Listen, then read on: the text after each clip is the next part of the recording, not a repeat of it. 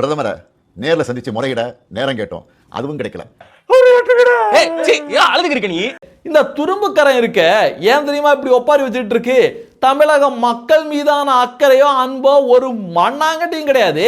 திமுக ஆட்சிக்கு 2026 சட்டப்பேரவை தேர்தல்ல மரண ஆப்பா விழப்போகுது அப்படின்னு இன்னைக்கு கருத்து கணிப்புகளும் சொல்லிட்டு இருக்கு. உளவுத்துறை தகவலும் இன்னைக்கு வந்துட்டு இருக்கு. அதுலயும் பாத்தீங்கன்னா கத்தி கழுத்துக்கே வந்துருச்சுப்பா, கத்தி கழுத்துக்கே வந்துருச்சு, எங்களை யாராவது காப்பாத்துங்க அப்படின்னு பச்சையா ஒப்பாரி வச்சுட்டு இருக்காங்க. சமீபத்தில் கூட NDTVல ஒரு கருத்து கணிப்பு ஒன்று வந்தது. இந்த தேர்தலில் திமுக கூட்டணிக்கு வெறும் 107 இடங்கள் மட்டும்தான் கிடைக்கும், ஏடிஎம்கே கூட்டணிக்கு 127 இடங்கள் கிடைக்கும், ஏடிஎம்கே கூட்டணி NDA கூட்டணி ஆட்சி அமைக்கும் அப்படின்னு சமீபத்தில் ஒரு கருத்து கணிப்பு கூட வந்தது. இதெல்லாம் பார்த்தோன்னா ஸ்டாலின் அவர்களுக்கு தலையும் புரியல காலும் புரியல, ஐயோ கத்தி கழுத்துக்கே வந்துருச்சு அப்படின்னு பயங்கரமா ஒப்பாரி வச்சு மக்களை திசை திருப்பதற்கான வேலையில் ஈடுபட்டிருக்காங்க. கருத்து கணிப்பு மட்டும் கிடையாதுங்க, கிரவுண்ட் ரிப்போர்ட்டும் அது மாதிரி தான் இருக்கு. தினம் தினம் துரும்புக்கரமே அதை பார்த்துக்கிட்டு தான் இருக்கு. துரும்புக்கரம் எங்கேயாவது மீட்டிங்கை போட்டு பேச போனா வெறும் காலி சேர்களாம் இருக்கு. மாநாடு போல் நடைபெறக்கூடிய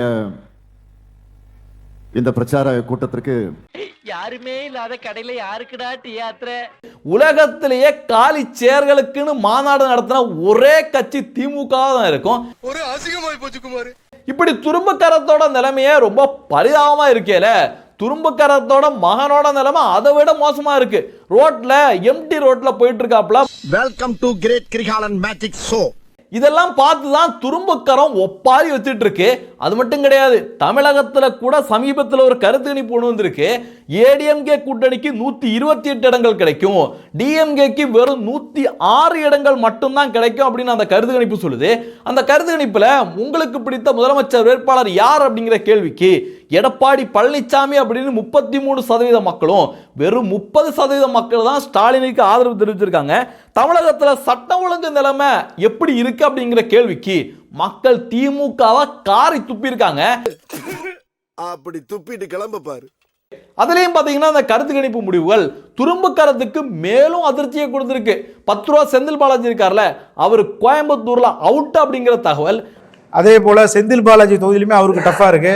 அப்புறம் பாத்தீங்கன்னா காட்பாடியில துரைமுருகன் அவுட் அப்படிங்கிற தகவல். துரைமுருகன் அவருடைய தொகுதியில அவருக்கு ரொம்ப டஃபா இருக்கு. மன்னார்குடிய டிஆர்பி ராஜா க்ளோஸ் அப்படிங்கிற தகவல். இதெல்லாம் ஸ்டாலின் அவர்களுக்கு மேலும் அதிர்ச்சியை கொடுத்திருக்கு. டிஆர்பி ராஜாவுடைய தொகுதியில் அவருக்கு வந்து டஃபா இருக்கு.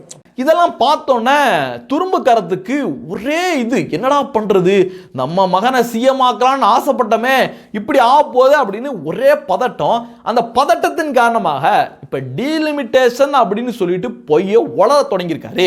இன்னைக்கு தான் பாராளுமன்றம் கூடுது, அங்கதான் என்ன பண்ண போறோம் அப்படிங்கிறத சொல்ல போறாங்க.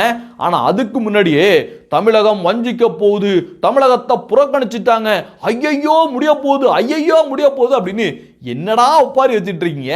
இந்த டீலிமிட்டேஷனை பத்தி ஏதாவது அபிஷியலா பேசியிருக்காங்களா? பிரைம் மினிஸ்டரோ உள்துறை அமைச்சரோ பேசியிருக்காங்களா அப்படின்னா பேசியிருக்காங்க.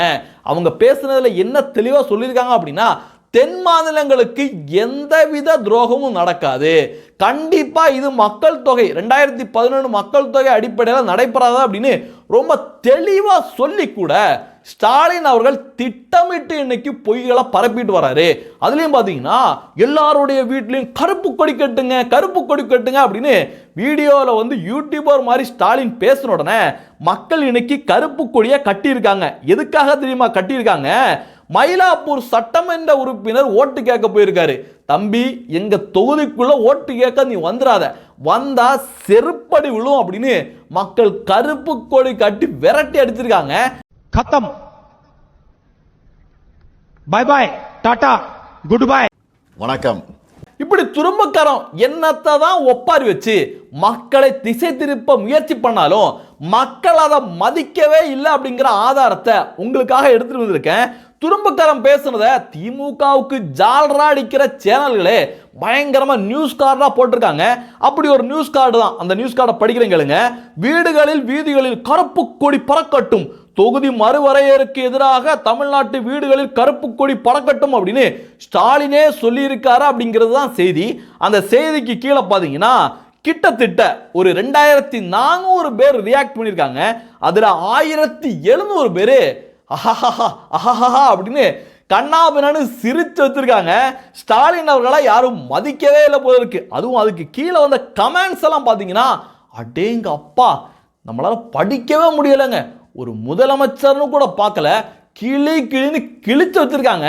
நாகரிகம் கருதி ஒரு சுமாராக இருக்கிறத மட்டும் எடுத்துட்டு வந்திருக்கேன். ரொம்ப நல்லதுன்னு யாருமே போடல, அந்த அளவு கிளியும் கிழிச்சிருக்காங்க. படிக்கிறேன் கேளுங்க. ஆட்சி முடியுது, இனி கனவிலும் திமுக ஆட்சிக்கு வர முடியாது என்பதை அறிந்து கொண்டு மக்களை திசை திருப்பதற்கு என்னென்ன கிளப்பி விடுறாப்புல பார்த்தீங்களா அப்படின்னு துரும்பு கரத்தை வச்சு செஞ்சிருக்காங்க. இன்னொருத்தர பாருங்க, கருப்பு கொடிகளே கொண்டு வா, உண்மையான தமிழர்கள் எல்லாரும் செருப்பாலே அடிப்பார்கள் அப்படின்னு. அவர் ஒரு சிஎம்யா, என்னையா இப்படியெல்லாம் பேசுறீங்க அப்படின்னு நம்மளே உருவ வச்சுருவாங்க போல இருக்கு. அந்த அளவுக்கு கிளின்னு கிழிக்கிறாங்க. அடுத்து பார்த்தீங்கன்னா ஒரு சிறுபான்மை சகோதரர் சைலஸ் அப்படிங்கிற சகோதரர் என்ன தெரியுமா சொல்லியிருக்காரு, தமிழக மக்களை இவனுங்களுக்கு செருப்படி கொடுத்து துரத்தி அடிக்க தயாராகுங்கள் அப்படின்னு. சிறுபான்மையர் ஓட்டு எங்களுக்கு தான் அப்படின்னு திமுக பயங்கரமா ஒரு கனவுல இருந்தாங்க. அதுலயே இன்னைக்கு ஓட்டை விழுந்திருக்கு. மக்கள் காரி துப்ப தொடங்கியிருக்காங்க. இன்னொருத்தர பாருங்க, ஜோசப் அப்படிங்கிற சகோதரர், சாரி வேற முக்கியமான வேலை இருக்கு, நீங்க சொல்றதெல்லாம் பண்ண முடியாது அப்படிங்கிற மாதிரி ஒரு ரியாக்ஷனை கொடுத்திருக்காரு. ஸ்டாலின் என்னத்தை தான், இந்த துரும்புக்காரன் என்னத்தை தான் ஒப்பாரி வச்சாலும் மக்கள் மதிக்கவே இல்லை. அடுத்து பாருங்க, தென்னகத்தில் இருந்து நேற்று பேசியிருக்காரு, தென்னகத்தில் இருந்து பிரதமராக யாரும் வர முடியாது, அந்த மாதிரி மத்திய அரசாங்கம் சதி பண்ணிட்டு இருக்கு அப்படின்னு பயங்கரமா துண்டுச்சீட்டை பார்த்து படிச்சிருக்காரு. இப்படி படிச்சதுக்கு, இப்படி வீராவேசமா பேசுனதுக்கு மக்கள் என்ன தெரியுமா ரியாக்ஷனை கொடுத்துருக்காங்க? கிட்டத்தட்ட 1100 பேர் மொத்தமாக ரியாக்ஷனை கொடுத்துருக்காங்க. அதுக்கு 798 பேர் கண்ணாபின்னு மனசாட்சியே இல்லாமல் பயங்கரமாக கலாய்ச்சி சிரிச்சு வச்சிருக்காங்க. அதுக்கு கீழே வந்த கமெண்ட்ஸ் எல்லாம் பார்த்தீங்கன்னா ஸ்டாலின் அவர்களை நார் அடிச்சிருக்காங்க. பழைய வரலாறுகளை தமிழர்களுக்கும் தமிழகத்துக்கும் திமுகவும் ஸ்டாலினும் கருணாநிதியும் உதயநிதியும் செஞ்ச துரோகங்களை பட்டியல் போட்டு கிழித்து எடுத்திருக்காங்க. ஒருத்தர் என்ன சொல்லியிருக்காரு பாருங்க, தென்னகத்தில் இருந்து வந்த ஜனாதிபதி அப்துல் கலாம் ஐயாவுக்கு ஆதரவு கொடுக்காத உனக்கும் உன் கட்சிக்கும் இதை பத்தி பேச தகுதியே இல்லை, தற்குறி அப்படின்னு ஒரு சகோதரர் இன்னைக்கு சரியான பதிலடியை கொடுத்திருக்காரு. ஏன்னா திமுக பொறுத்த அளவுக்கு இவங்களுக்கு தமிழ் அப்படிங்கிற உணர்வோ தமிழர்கள் அப்படிங்கிற உணர்வோ ஒரு மண்ணாங்கட்டியும் கிடையாதுங்க. பாரதிய ஜனதா கட்சி 2வது முறையாக ஏபிஜே அப்துல் கலாம் குடியரசுத் தலைவராக வரணும் அப்படின்னு முயற்சி பண்ணி அவரை வேட்பாளராக நிறுத்துறதுக்கு முயற்சி பண்ணோன்னே திமுக ஆதரவு கொடுக்கல. திமுக வட மாநிலத்தை சேர்ந்தவங்களுக்கு தான் ஆதரவு கொடுத்தாங்க அப்படிங்கிறது தான் வரலாறு.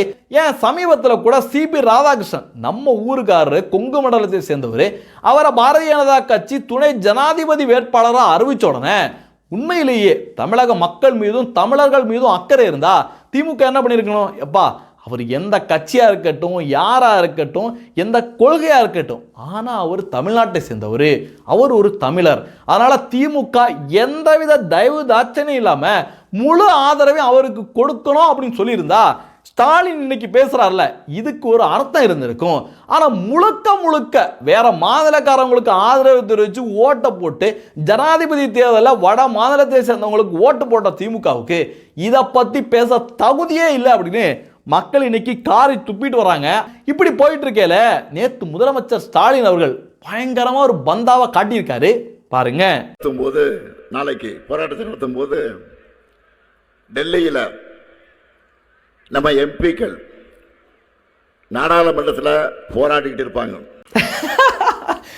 இந்த முதலமைச்சர் ஸ்டாலின் இப்படி பேசின இந்த வீடியோ வைரலாக தொடங்கினோடனே நிறைய பேர் எந்த வீடியோவை தெரியுமா எடுத்து போட்டுட்டு இருக்காங்க பாருங்க. நான் ஒன்றிய பாஜக அரசுக்கும் மாண்புமிகு பிரதமர் மோடி அவர்களுக்கும் இந்த நேரத்தில் முக்கியமா ஒன்று சொல்லிக்கிறேன். நடக்க இருக்க நாடாளுமன்ற கூட்டத்தொடரில் எங்க எம்பிக்கள் கலந்துப்பாங்க.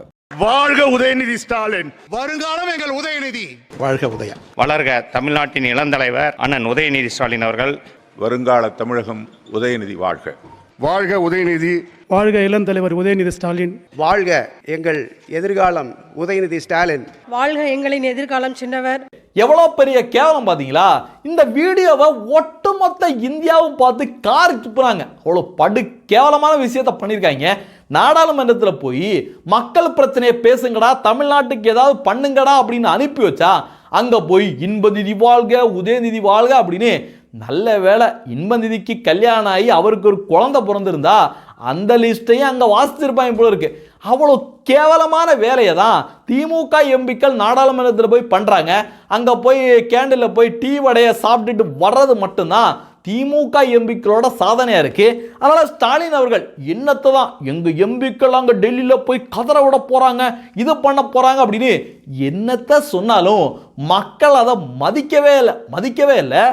வணக்கம். இப்படி துரும்புக்காரன் என்னத்தை தான் பில்டப் விட்டு பீலா கொடுத்தாலும் மக்கள் அதை கண்டுக்கவே இல்லை அப்படிங்கிறதுக்கு இந்த ஒரு ஸ்க்ரீன்ஷாட் தான் சாட்சி. இதை வந்து ஜூம் பண்ணி காட்டுறேன் பாருங்க. துரும்புக்காரன் பயங்கர பில்டப்போட பேசிட்டு இருக்காரு. தமிழர்களே வீதிக்கு போராட வாருங்கள், கழுத்துக்கு கத்தியா வந்துருச்சு அப்படின்னு என்னென்னமோ பில்டப் கொடுத்து கூட நிறைய பேர் சிரிச்சு வச்சிருக்காங்க. அதுக்கு கீழே பாருங்க ஒருத்தர் என்ன பண்ணி வச்சிருக்காரு அப்படின்னு, விக்கு புதுசாப்பா அப்படின்னு என்னையா பேசிட்டு இருக்காரு. அவரே வந்து சீரியஸா மக்களுடைய உணர்வுகளை தூண்டணும் அப்படின்னு பேசிட்டு இருக்காரு. ஆனா அதெல்லாம் மதிக்காம கூலா ஒருத்தர் விக்கெல்லாம் புதுசாப்பா அப்படின்னு கேட்டிருக்காரு. இதுதாங்க முதலமைச்சர் ஸ்டாலின் என்னதான் பில்டப்பை கொடுத்தாலும் மக்கள் அதை நம்ப தயாரா இல்லை. அதுலயும் பாத்தீங்கன்னா திமுக எம்பிக்கள் இருக்காங்கல்ல, இவங்க பாராளுமன்றத்தில் போய் என்ன பண்ணுவாங்க அப்படின்னு உலகத்துக்கே தெரியும். அதுலயும் ஸ்டாலின் அவர்கள் இன்னைக்கு பெரிய ஒரு பில்டப் வேற கொடுத்திருக்காரு. ஒரு முதலமைச்சர் அப்படிங்கிற இடத்துல இருந்துகிட்டு இவ்வளவு கீழ்த்தரமா எப்படி பேச முடியுது அப்படின்னு நமக்கு தெரியல. படிக்கிறேன் கேளுங்க. நாடாளுமன்றத்தில் நாம் அடிக்கிற அடியில திமிர எடுத்த பாஜக அடங்கியே ஆக வேண்டும் அப்படின்னு என்ன பில்டப் பார்த்தீங்களா? நாடாளுமன்றத்தில் திமுக எம்பிக்கள் ஆய் ஊய் அப்படின்னு பயங்கரமாக கூச்சல் குழப்பத்தை போட்டு பயங்கர பில்டப்பை காட்டுவாங்க. ஆனால் நிர்மலா சீதாராமனை போன்ற அமைச்சர்கள் வந்து, தம்பி நீ பேசுனது அம்புட்டும் போய் இங்கே பாரு டேட்டா இருக்கு அப்படின்னு பேச தொடங்கினா துண்டக்கானம் துணியக்கானம் அப்படின்னு கேண்டீனை நோக்கி ஓடுறவங்க தான் திமுகவை சேர்ந்த எம்பிங்க. ஆனா பேசுறது மட்டும் அடேங்க அப்பா என்ன பில்டப்பு. ஏன் இவ்வளோ பேசுற இந்த துரும்புக்கரம் இருக்க, இந்த துரும்புக்கரமே பிரைம் மினிஸ்டரை பார்த்தோன்னே அப்படியே பம்மிட்டு, ஐயா உங்களை நான் வெள்ளக்கொடையோட தான் ஏன் வரவேற்க வருவேன், கருப்பு கூட நகியா அப்படின்னு வெள்ளக்கொடையோட ஓடின ஆளு தான் இந்த துரும்புக்கரம். ஆனா பில்டப்புக்கு ஒன்றும் குறைச்சலே கிடையாது. அதுலயும் பார்த்தீங்கன்னா 60களில் இருந்த திமுகவை நீங்க பார்க்க வேண்டியது வரும் அப்படின்னு 50கள் 60களில் பார்த்த பழைய திமுகவை இந்தியா திரும்பவும் பார்க்க வேண்டியிருக்கும். அடேங்க அப்பா என்ன பில்டப்பு. ஏன் காட்டி தான் பாருங்களேன், 60ல் இருந்த திமுகவை காட்டி தான் பாருங்களேன். 60ல் இருந்த காலகட்டம் வேற, கட்சி வேற. அங்க நேரு, இங்க மோடி, அங்க காங்கிரஸ், இங்க பிஜேபி. என்ன நடக்கும் அப்படிங்கிறது எல்லாருக்குமே தெரியும். வச்சு லாடம் கட்டிடுவாங்க. தேசத்துக்கு எதிராக இந்த மாதிரி பேசுறவங்களெல்லாம் வச்சு செய்வாங்க. காங்கிரஸ் மாதிரி பார்த்துட்டு இருக்க மாட்டாங்க அப்படிங்கிறது தான் எதார்த்தம். ஏன்னா 60களில் மக்களை தூண்டி விட்டு இவங்க எண்ணிலடங்கா சேட்டைகளை பண்ணாங்க. அந்த மாதிரி தமிழக மக்களை இப்ப ஏமாற்ற முடியாது. 60 காலகட்டங்களில் திமுக தலைவர்களோட பேச்சை கேட்டு உணர்ச்சி வசப்பட்டு போராடி ஏமாந்தது உண்மைதான். ஆனால் தமிழக மக்கள்கிட்ட இப்பெல்லாம் அது செல்லுபடி ஆகாது. நீங்கள் அண்ணாவோ கருணாநிதியோ அவங்கள கல்லறையிலிருந்து தோண்டி எடுத்துட்டு வந்து பேச விட்டாலும், இன்பா துன்பா வைகோபால்சாமி, திருமா குருமா, பிளாஸ்டிக் சேர், யாரை பேச விட்டாலும் தமிழக மக்கள் ஏமாற தயாரா இல்லை. திமுக காரன் இந்திய எதிர்ப்புன்னு சொல்றான், ஆனா இந்தி பள்ளிக்கூடத்தை நடத்திட்டு இருக்கான் அப்படின்னு எல்லாருக்குமே தெரிஞ்சு போச்சு. இவங்களுடைய நாடகம் பலிக்கிறதுக்கு வாய்ப்பே கிடையாது. அது மட்டும் கிடையாது, 60 காலகட்டங்களில் ட்ரெயின்லாம் வந்து காங்கிரஸ் ஆட்சி காலத்தில் ரொம்ப ஸ்லோவாக போயிட்டு இருந்தது. அப்படியே தண்டவாளத்தில் தலை வச்சு படுத்தா கூட ட்ரெயின் வந்து முன்னாடியே வந்து நின்றும், ஐயோ யாரோ இருக்காங்கன்னு நின்றும். ஆனால் பிஜேபி ஆட்சி காலத்தில் இப்போ ஓடுற ட்ரெயின்லாம் நிற்கிறதுக்கு வாய்ப்பே கிடையாது, பறந்துகிட்டு இருக்கு. எவனாவது தலையை கொண்டு இடையில கொடுத்தா நேராக பரலோகத்துக்கு போக வேண்டியதுதான். இப்போ வந்தே பாரத், புல்லட் ட்ரெயின் அப்படின்னு சீறி பாஞ்சிட்டு இருக்கு.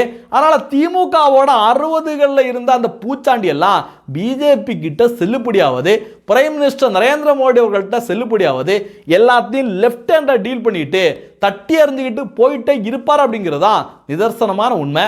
இந்த தகவல்களை பற்றி நீங்க என்ன நினைக்கிறீங்க அப்படிங்கிறதையும் பதிவு பண்ணுங்க. நன்றி, ஜெய்ஹிந்த், வந்தே மாதரம். தேசியவாதிகள் அனைவருக்கும் வணக்கம். நம்முடைய பாரத் வாஸ் சேனலுக்கு நீங்கள் ஏதாவது உதவி பண்ணணும் அப்படின்னு நினச்சிங்கன்னா டிஸ்கிரிப்ஷனில் டீட்டெயில் கொடுத்துருக்கேன். நன்றி.